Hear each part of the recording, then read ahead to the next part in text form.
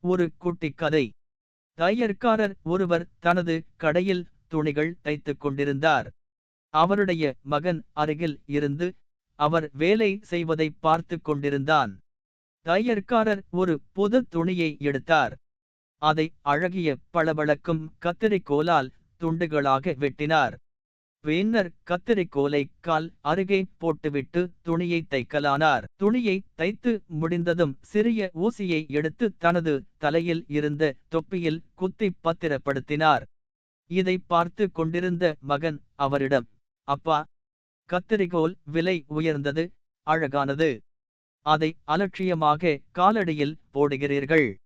ஊசி சிறியது, மலிவானது. ஆனால் அதை தலையில் பாதுகாக்கிறீர்களே, அது ஏன் என்று கேட்டான். நீ சொல்வது உண்மைதான் என்றார் தையற்காரர். கத்தரிக்கோல் அழகாகவும் மதிப்புள்ளதாகவும் இருந்தாலும் அதன் செயல் வெட்டுவது, அதாவது பிரிப்பது. ஆனால் ஊசி சிறியதாகவும் மலிவானதாகவும் இருந்தாலும் அதன் செயல் சேர்ப்பது. ஒருவருடைய மதிப்பு அவருடைய செயலைக் கொண்டே நிர்ணயிக்கப்படுகிறது. அவர் உருவத்தை வைத்து அல்ல.